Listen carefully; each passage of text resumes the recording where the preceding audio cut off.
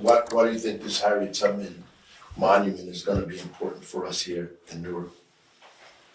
I mostly think about our babies and our children and that they need to know their history. And I think too about how much pride Newarkers have. I saw a meme the other day that said, "Love yourself the way Newarkers love Newark." Hello, this is Mayor Raz J. Baraka. Thank everybody for tuning in to our episode 6, season 3, Raz and 60. In this episode, we will talk about the new Harriet Tubman Monument. Today's entire show is dedicated to the creation, design, and impact of the Harriet Tubman Monument, entitled Shadow of Fates. The Harriet Tubman Monument project was funded by the City of Newark, Audible, the Mellon Foundation, and individual residents in collaboration with the Newark City Parks Foundation, Newark Arts, the Newark Museum of Art, and the Newark Public Library. Today's show will be featuring and talking with Fayemi Shakur, the Director of the Art and Cultural Affairs Department in the City of Newark, and Nina John, the artist and architect of the actual monument, and Don Katz, the founder of Audible. Stay tuned for a gem of really meaningful history that connects our city with the Underground Railroad, which is an important part of America's evolution toward becoming the ideal realization of liberty and freedom that we still are trying to aspire to this day. Newark's community, its Black community, has a long history of activism for liberation. More than 250 years, free and enslaved Blacks worked for the liberation of themselves and others within the community of activists and vocally standing up for their rights. This work served as a foundation for the political activism and cultural force of what we see happening in Newark today. We'll get some more into that later. Let's start with the news. All right, so I'm excited about this, the monument. I can't wait to talk more about it with fayemi and Nina John and Don Katz, and I can't wait to actually see the monument in person. But let's go into the Newark news. So early this month, the Newark Department of Public Safety introduced a class of new officers at Donald Payne Senior Tech High School here in Newark. And they stated why they wanted to be police officers, why they wanted to, do their job and serve their community. And is that something that's going to be ongoing there, like for the city, or like the new classes of officers want to introduce themselves and kind of try to make that personal connection? Yeah, I don't think that was the first time that they did it, but I think it's the first time we recorded it and everything like that. But yeah, I think that's going to happen, through the Deputy Director Office, Community Affairs, Reverend Slaughter. So we organized that. It turned out incredible. It was a great event, in fact. Yeah. I seen some photos online. It looked like it was really good. And another thing that happened as far as news is concerned for the City of Newark, the Safe Surrender Program is something that the City of Newark is doing along with the Office of Violence Prevention and Trauma Recovery Office, and they partner with houses of worship to help people to start the Safe Surrender Program, which gives individuals with open warrants an opportunity to surrender peacefully with their social workers and attorneys present. Right. And that's a way to kind of de-escalate conflict that may happen on the street. Right. Police are looking for somebody for something small or something big, like homicide or aggravated assault. They have the right opportunity to turn themselves in the right way. Yeah, peacefully. No drama. Right. All right, that's about it. All I have for the news. We can kind of bring on our first guest if you want to introduce them. Yeah, the first guest, Director of Arts and Cultural Affairs, Fayemi Shakur, and Nina John, who's our artist for our Harriet Tubman Monument. So it's been a great conversation. I look forward to talking to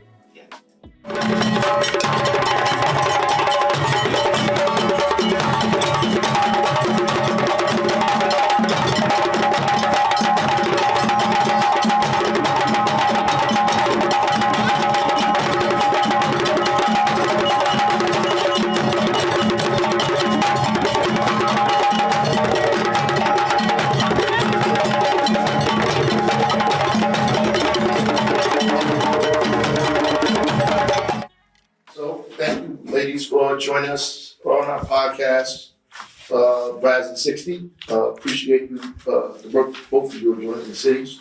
I want to jump right in, family. Talk a little bit about art as power, as voice, and why we think that's important here in the city of Newark, particularly around all the things that are going on around the country where they're banning Black history and studies. How is art important in that space? I've been thinking about this a lot, and I went back to 2020 when we painted those street murals. And some people were saying, it was just a symbol and it didn't really affect anything and it was a waste of time. But for those of us who were out there painting, it was a release. We couldn't sit in our homes anymore holding that anger. And so being able to paint together, we were actually dancing and painting. And I felt that it was a really healing moment and therapeutic for us to come together as a community. And it creates a space for dialogue. And we started to have conversations about abolishing white supremacy. And so now I feel like we're in a similar moment where we have to talk about the importance of Black history, not just for African Americans, but for all of us in the diaspora and all people, period. Yeah. Very, very true. Very true. Maybe you wanted to ask another question? Yeah, just really, why do you think this Harriet Tubman Monument is going to be important for us here in Newark? I mostly think about our babies and our children and that they need to know their history. And I think too about how much pride Newarkers have. I saw a meme the other day that said, "Love yourself the way Newarkers love Newark." And we're such a city full of pride and very much civically engaged. And so I think there's a lot of excitement around this unveiling, and we used it as an opportunity to reimagine public art. We could have just did a statue, but we wanted something more, and Nina's design was so engaged with community. We knew it was the best choice for Newark. And Nina, the name of the monument is Shadow of a Face. Can you just talk about what went into designing that mural? I mean, not mural, but the monument, and where your mind went when you decided to come up with this design and put the monument downtown Newark?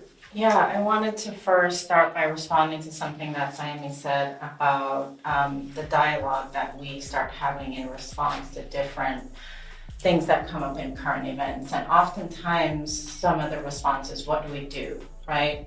How can we start talking about this? But we realize that those dialogues happen in public space. Oftentimes people don't say it, but they just know they're gonna meet in this park or they're gonna meet in this square.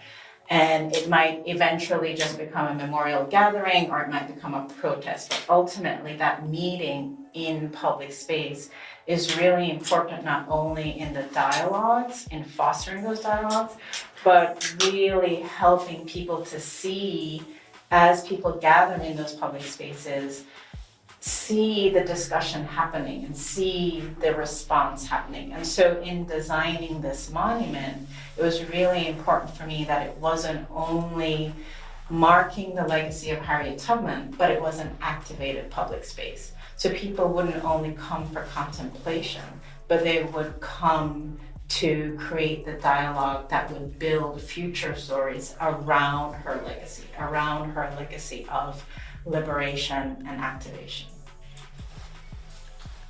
That's good. Yeah, and can you talk about where the name came from, Shadow of a Face?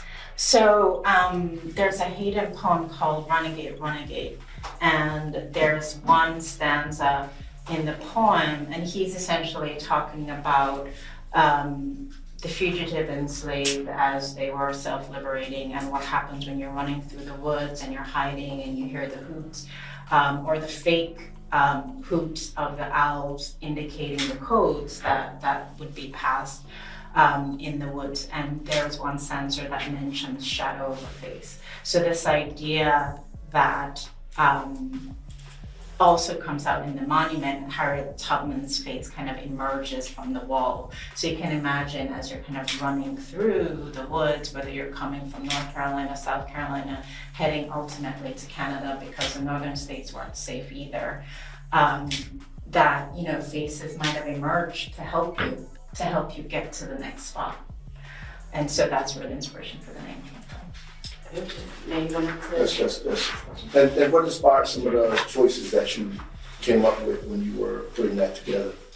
So not only would there be a kind of really direct figurative image of Harriet Tubman in the monument, and I was inspired by the Lee, sorry, I'm forgetting her first name, but the artist whose sculpture was on the High Line, Simone Lee, the brick house. And seeing my face in this oversized sculpture on the High Line above the highway in New York City was really powerful for me.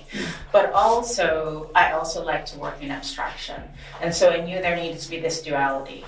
One Harriet that was larger than life, that claimed space in that park, that has other statues still in the park, right? She needed to be seen and take space in that park and really monumentalize the work that she did, but also being able to connect with her as a woman and as a person, being able to touch that face, see your face in her face, understand her as a woman, and in connecting with her humanity, say, maybe I could do that. Maybe I can't run through the woods with a musket, but I can, help the cause in many of the big and small ways that those who participated in the Underground Railroad did. Shadow of a Face is dedicated to the women of Newark. I see you. You know who you are. You might not all be in this room today, but I see you. You guys want to talk a little bit about your experiences working with the community and getting this done? What was that like, and any kind of moments that you remember? Absolutely. I mean, we went around, I can't remember how many different workshops that we had, both at the museum, at the library, at galleries, but it was also important to us to go to people where they were. Not everyone goes downtown. Not everyone is able to leave their community, so we needed to go into the different neighborhoods of Newark. We had a really powerful session at the Newark Community Street Team house, and it was an opportunity to share the project, because not everyone knew that it was going to happen. And what really struck me was not only were people willing to share their stories and really loving to engage with etching into clay. It's a very tactile thing to kind of think about issues of liberation, but hearing the pride that the people responded to when they heard about the monument. And I feel like they weren't only proud that Harriet Tubman was coming to this park, but in a way they were proud of me, and they didn't even know me, which was really touching for me. So, the overall experience in terms of getting to know people, listening to their stories one-on-one, those who left audio stories, but people who's like, I can't draw, but I was like, you don't have to draw something beautiful. Think of the symbols that you leave on these clay tiles, almost like you might think of a tattoo, right? Something that means something personal to you when you see it, and when you show it to your friends, you have a personal connection to this, so that when it goes into the monument, you can keep coming back here and keep thinking about the things, the ideas of liberation and community that you thought about when you were making these. So the whole experience was really impactful for me. Connecting the history of Harriet Tubman and Newark's Underground Railroad with the people of Newark in the present, dreaming themselves into a future in which they are fully recognized. Story of liberation. Yes. So we encouraged, and we had several prompts, and some people left audio stories and some people etched into the clay. Some people did both. But the prompts were, who is Harriet Tubman to you? What does community mean to you? What stories of liberation do you have, big or small? Understanding that sometimes for people just getting out the door in the morning is a hurdle that they need to get over, where some people have bigger struggles, but every struggle is your personal struggle.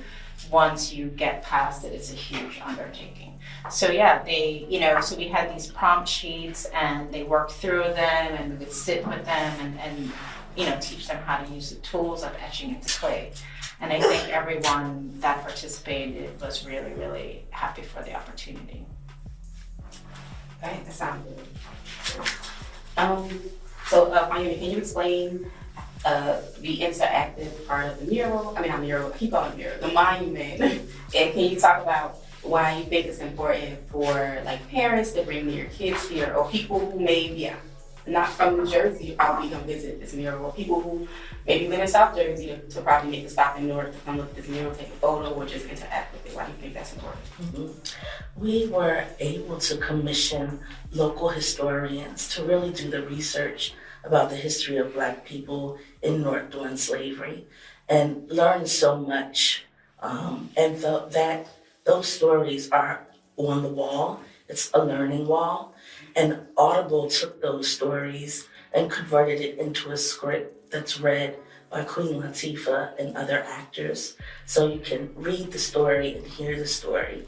And some of the things that I realized were how churches were used as safe houses. And, Newark at that time was not a safe place for enslaved Africans. New Jersey was the last state in the Union to abolish slavery, as Nina was sharing. And so churches historically have been such an important place in the Black community for us in our fight for liberation. There were also Black businesses like Stagecoach owners who helped transport people to different cities.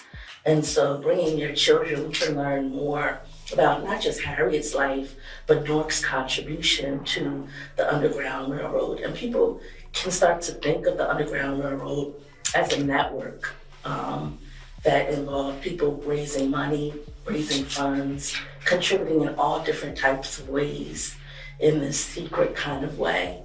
And I think it's an important story of resilience and that our children must know and need to know. Absolutely, I agree.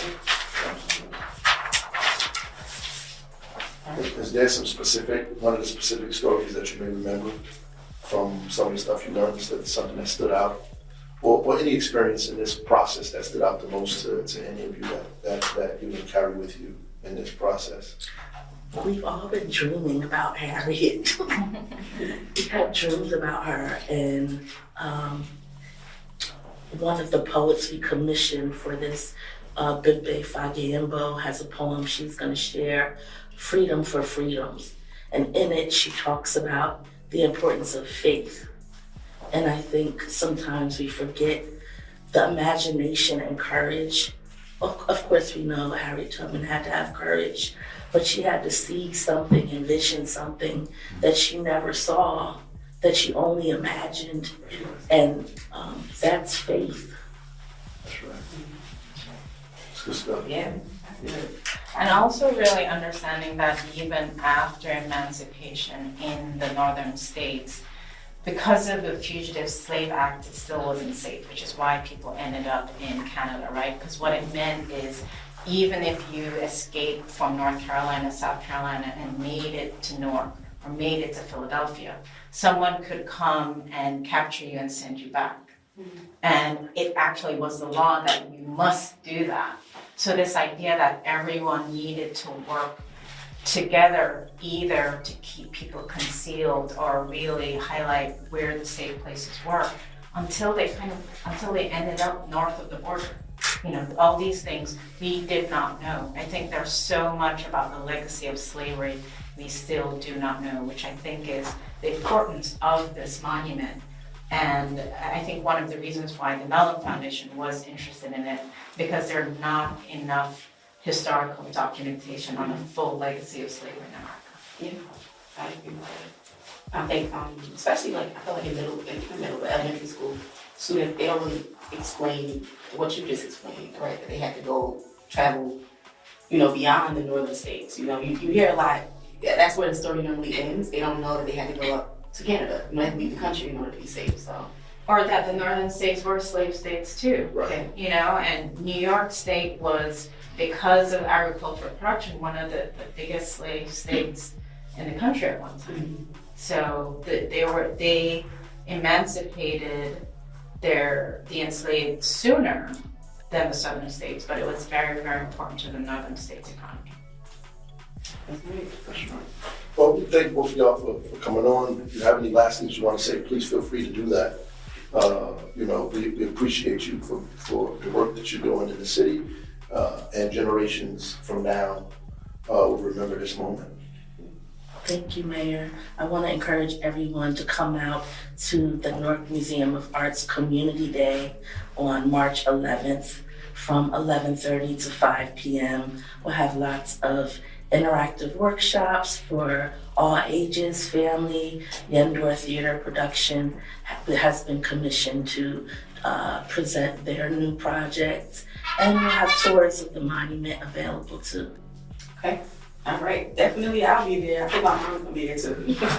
So. You want to say something? No, yes, this has been a community effort, and so we are celebrating on the 11th at the museum, all of us, for all the people who came out to leave their stories, to work in the tiles, all of us at the museum, at the library, at Newark Arts, at Audible, who really have put their soul into this project over the last 2 years, and looking forward to seeing it unveiled. Awesome.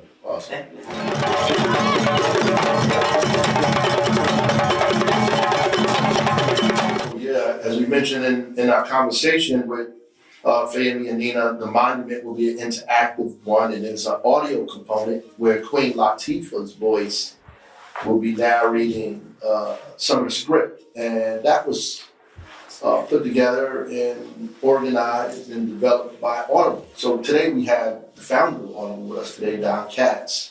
They were responsible for producing this audio component, and we're glad to have Mr. Katz on with us today.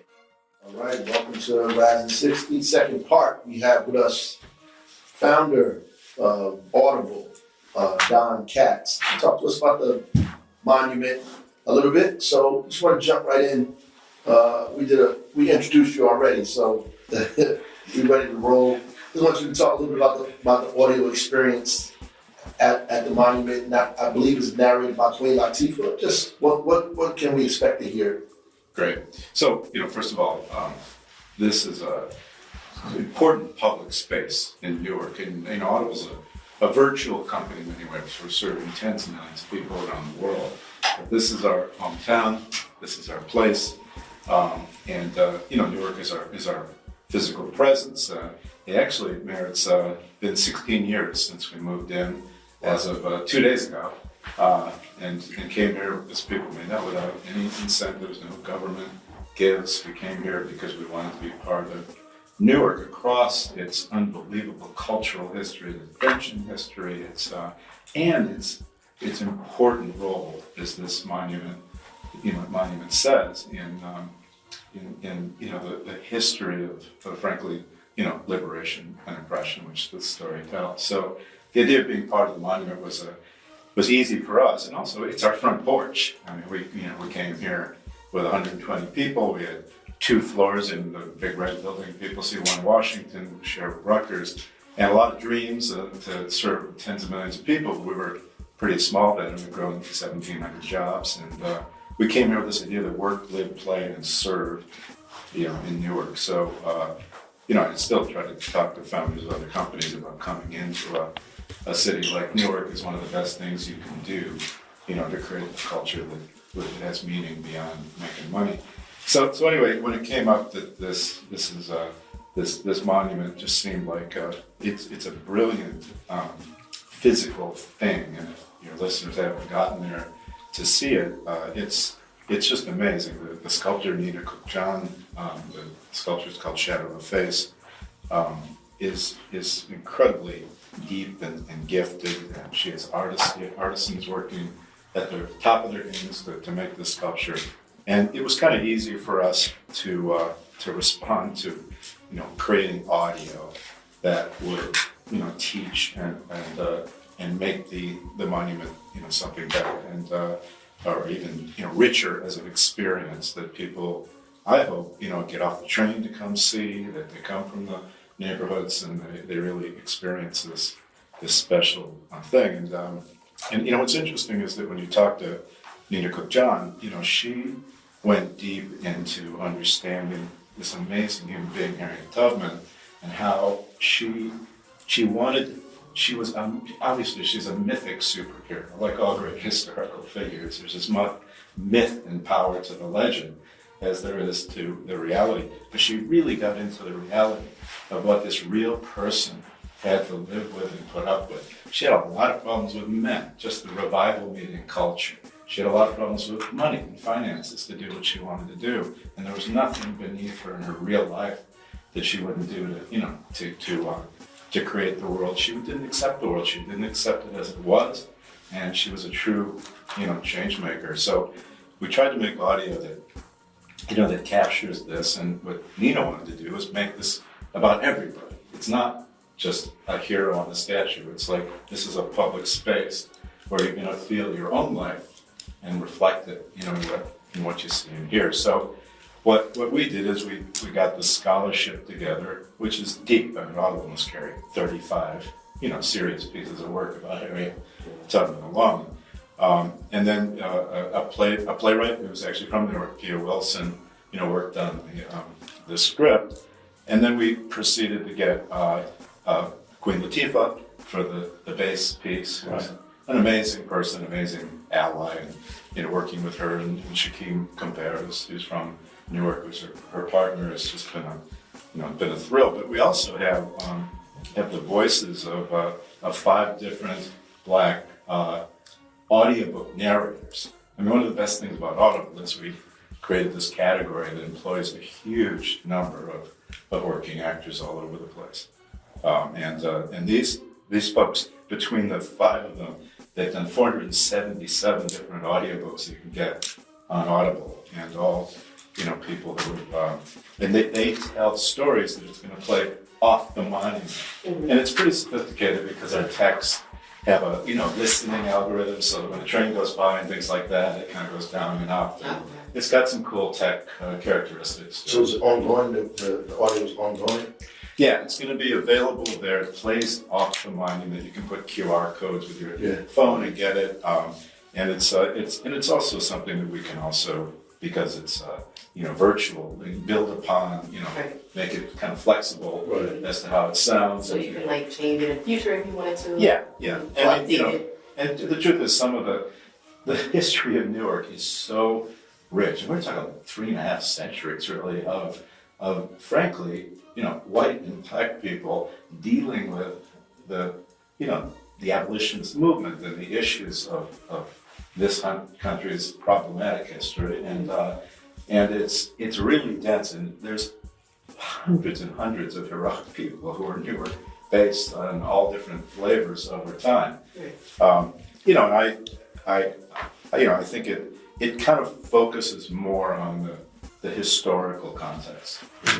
It definitely does, but the mayor and I talk often about the 20th century history of Newark's liberation movements is a whole nother chapter. I mean, what the role of this city in the modern civil rights movement, and the character of what the rebellion was really about, and the fact that some of the most progressive and even radical civil rights leaders felt really at home here, when they probably didn't in other cities, and that's a really important part of the history too. Absolutely. So with the audio piece of this monument, people can download it. Like if they're not at the monument, can they listen to it at home? How can people access it beyond? Yeah, people will be able to access it at home, and the truth is, though, it is really mostly designed to be played for students and visitors in a way that is right there inside a physical experience, and that's fine. That happens. We have a theater in New York called the Manhattan Theater, and there is a theatrical experience that being in the place is really part of it. Right. And we can do that too, but I think that clearly, I mean, look, our audio. This is not hard for us. This is what we do. I mean, we make an amazing amount. So it's easy for you to put the investment in that. I know a lot of people might quote a lot of grief for investing in this thing, but I mean, is that true? Well, why do you think it's I don't know why that would be, unless they're just, I don't know, so risk averse to anything negative that's in the political discourse, which of course you got to deal with every day. But No, this was easy. Let's face it, too. We're here also to, to be part of the deep leadership that you may have represented, and as you know, we've tried to support this, and we've tried to, any things that you want to do. And look, honestly, I think this is part of something that needs to happen, and we need to acknowledge that the corporate abandonment of the downtown during COVID is a real negative for the amazing, economic equity-based comeback that, we came here to be a part of. And, Audible's part of it too. And I'm hoping, since it's right in our front yard, it's another reason that even our people reconsider the idea that, virtual work, which might be convenient to people, but it is not good for a city where we spend so much time trying to really focus on redistributable wealth and some of the core issues that have made things unfair for many of the people in Newark and frankly for other cities in New Jersey's quality of life for people of color. Yeah. All right. May you have any other questions? Oh, I mean, you basically touched on everything. Yeah. I want to say one more thing. Part of my pride, where Audible is. I mean, we put out 860 Audible originals in 10 languages just last year. And we serve content in 47 languages in 180 countries. Audible got really big and way beyond my dreams what it's going to be. But one of the things people should know about we have a humble mayor leader is that the Book of Baraka is one of those originals, and it is absolutely worth understanding and listening to. It is nuanced, it is artistic, it is becoming like this monument, humanizing Harriet. It humanizes him. It's a political coming of age story that people should know what went on in the 80s in response to the Reagan administration stuff that created, not just our mayor, but many, many gifted leaders and academics and journalists who came out of that experience. So it's called Book of Baraka. I highly recommend you listeners check it out on Audible. Absolutely. We appreciate it, man. We're looking forward to the unveiling. Yeah. I think this is going to be incredible, with Audible and the incredible work me and John did. I mean, it's just amazing collaboration there. I don't think anything like this exists in the state anywhere of this magnitude. So it's a beautiful thing, and her vision is just. I got to talk to her yesterday for a long time, and it's just fantastic when you let. I mean, this Audible's about unleashing artistic expression, letting people. We created this media type, and the company's godfathers, Ralph Ellison, the great America of the 20th century, and he would just be all over this, and everything about it, even down to the nuances of the role of the Black church and her experience of the revival movement, Harriet. There's so much going on here that's exciting for us. Yeah, absolutely. Thank you for being on the show, and we appreciate you. Thank you. Great. 5, 4, 3, 2, 1.